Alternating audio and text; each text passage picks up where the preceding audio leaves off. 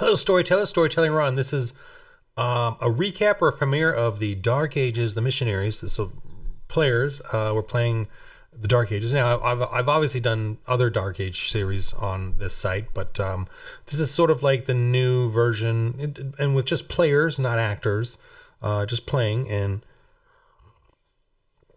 so I'm going to go through a quick recap because I didn't record the audio correctly so I didn't get their audio, only got mine. But I'm going to show you just a recap of what happened.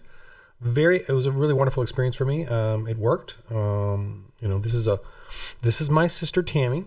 She's actually playing. These guys I've barely met. These guys from Russia. Pretty cool. And he's playing like at 4 a.m. And I'm hoping, he can take this game and do what he wants in Russia with it. And then this guy I'm not sure he is, but anyway, and new guys. I don't even know them. Ciro is his name, Stanislav, and Tammy. And here I am, and I guess I can make this a little bigger. But I want to just do a quick recap. Well, I'll probably babble on and on, but anyway. So we first had to make characters. That part took 30 minutes, which is a little bit long, but we had a lot of like weird Foundry technical issues.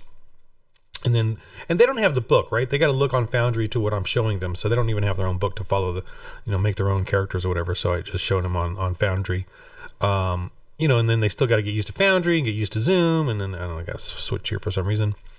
So it actually took 30 minutes to get their characters done. But I think about it probably would have taken, it only takes me a couple minutes to put a character together. But a lifetime to, grow that character. So let me show you then. Let's see, we're at the 37, 39, 40, 41. What the heck? All right, 40. Okay, 40 minutes. But I think a lot less. 42 minutes. I think a lot less. There's 3 of them, and me going through each one. So that's another part too. Anyway, I start off in the same map, Ravio, the Lugano area. They start off at Ravio here, and I just want to go through. None of them have ever played before, or at least not this. They've played role-playing games, and my sister's played a couple, not even that much. But she's, we're all Christian, and so in Ravio here, the village, zoom in, and we're talking quite a bit. I got to give them a little bit of backstory, but they are coming in Ravio, and Ravio is got a church, so. I'm playing off of sort of the last the series I did on these, where were able to plant a church in it. So Ravio's now got a church, and they're trying to become more, working on the Christianity there. But they go so they go down to the boats, which is just down below, and this is where I start. They deal with this fisherman who's going to take them over, and he knows he's kind of supposed to or whatever, or help the Christians. All right, he's part of the village. So he boats them over across to Millet, where the real mission is they want to go over to Millet and the what do I call it, the Cape of Cazora to now these are sort of historical and 6th century places, so but they boat over, and he takes out a fish, puts a coin in it, and asks them if they have a coin to put in it, because he's going to throw it overboard to give to the dragon of the water for a safe travel across the lake. See? Now, what did they do? They were like, their eyes kind of widened, like, what? And we did talk about it later. They didn't do anything. They let him, and like Sarah was like, I didn't want to do it because, we just needed to get to the village. Exactly. I love that this game makes Christians realize that when they can and can't evangelize, when there's sort of a timidness or a surprise, being aware of pagan behaviors, right? Being aware. So he was, he's asking them to put a coin as well into the fish, and they didn't, but he was like, okay, whatever. He threw it in the water as a offering to the safety of a safe passage. So yeah, that's their first like gulp, and they get to the village, and they start talking and going around, and I'm the GM. I got to role play whoever they go up to, and they ended up talking to some villagers. But everyone was like, oh, the witch, we give offerings for the safety of the lake and not being attacked by the dragon. And they're like, what? And they were getting nervous. They didn't know what to do. And like, what do we do? they're talking to the leader, and oh no, we have a good thing here with the witch and the witches, and they're so. But they were so like I could tell they were nervous. They didn't know what to do. They didn't do any evangelizing, and they decided as they were talking to the different people, and they all had I'm getting pretty good at doing silly responses, but in pagan ways. What's wrong with it? I just they're all like, what the heck do we do? So it was really fun. They didn't know what to do because and think about this isn't just we got to go out and kill. Get treasure and come back. This is like, oh my gosh, these people all believe in this dragon. And that's the reality of medieval times and dark times. The beast isn't powerful unless the people support the beast. This is a truth, that we're not really, in regular role-playing games, we're not really doing. They're sort of pretending that the people are all good, but that's not really true at all. Paganism they always took a side, and it was always an evil side. It was one evil side or another evil side. They took a side. And so that was what's going on here. Let me okay, what else? So they talked to these people, they talked to several people. They were getting nervous and didn't know what to do. And so they decided, they heard about down on the Cape was a old monastery that is abandoned. So the people here were not, the Christians are weak. The witches are who we support, whatever, and then kind of scoffing at them. So they're like, well, let's go to the monastery then. Like they didn't want to deal with, and they knew there was a witch nearby. They didn't want to deal with the witch. They wanted to go to the monastery and find out what's happening because it was abandoned. And so as they're going along, they do a role awareness test, and they spot a guy watching them. And they were totally nervous. It was so funny. They were like, "Oh, what do we do? What do we do? Let's just go on to the monastery. Let's just avoid him. Watch. We're keeping an eye on him.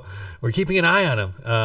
And I let them spot. They spot this. Oh, they went up and saw this rock here and read it, and it said, and they passed their intel test on understanding the symbols. It was like giving offerings to a dragon, and so that was that.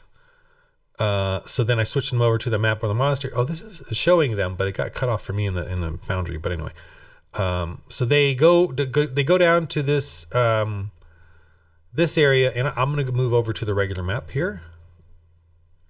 This is the ending, but they oh, now it shows them. I can't. Let me see if I can delete them. Good. I couldn't delete them in the game. Okay, so I accidentally copy pasted them, and they went off the edge there, and then they weren't showing. But anyway, okay. So here they went down, and so this map here, I made this in a few minutes. Like,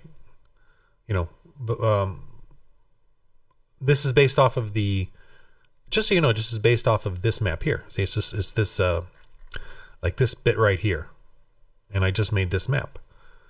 Kind of based off of that, and that's how simple and easy this is. I just used my pieces here to make this peninsula, and I got the little drawing here from the in Foundry. I can use the drawing tools, really basic drawing, but this is a very simple way of doing it. And obviously they don't see this. Oh shoot, they better not. Yeah, they're not gonna watch all this yet. But what happens is they go along, they sneak in up against here because they can hear. They see the smoke coming out, and they can hear something going on, and they're talking or whatever. And this guy was sleeping or whatever. Anyway, they rolled pretty good to get sneak up, and then the witch here finally heard at the door something going on. So they woke up, and so they charged in, and so they did non-lethal combat to subdue them. So and the rolls went their way. I rolled a nat 1 for this guy a couple times, and he fell towards the cauldron here, the pot. So that gave him some damage, but non-lethal combat. Because of that, I made new rules about non-lethal combat where you can fight, not to kill. So there's that. This guy's not here. Sorry, this is he's a new player. Actually, I'm gonna introduce a new player who's bound and gagged here somewhere. I'm gonna get him ready right now. New players joining them, and he's gonna be I'm gonna make him. I'm making the character just to so we can get going.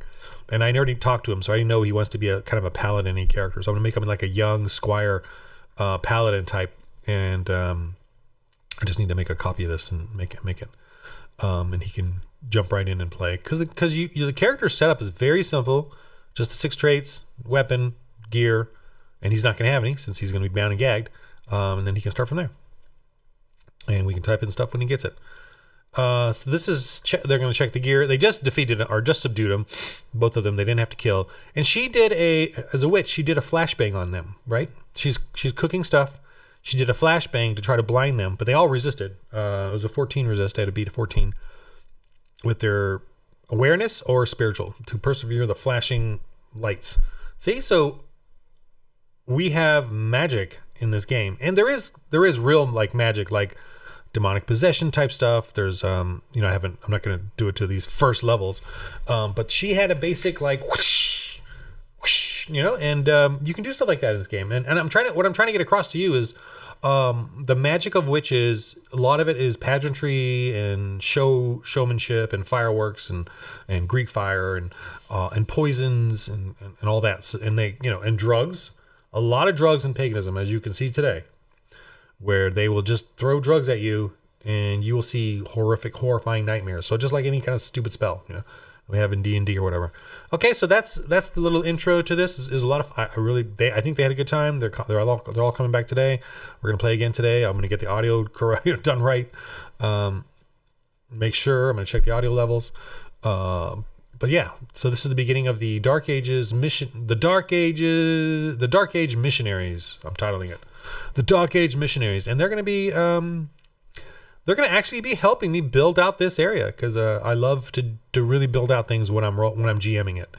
I have ideas for all of this, but I just haven't built it out yet. I've built out this area, but I need to, and it's all sort of in a campaign booklet, but I got to finish it and get it ready as a PDF to I have it on my website, I think, but I had it.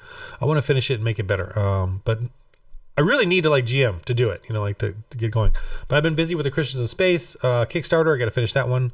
That one's coming along. I love Christians in Space. And so if you've watched to the end here, I want you to know that I'm doing more in-depth sort of GM prep videos as a members only thing, just to try to hustle some money there, hustle some support. So if you're really into this, that's for you. I babble even more if you like it. Okay, so this is the so look out for that on the channel, and then this is just the first episode recap.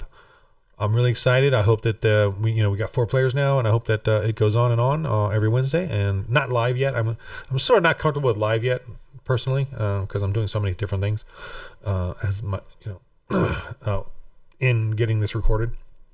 All right. Anyway, the game of life. Roll holy dice.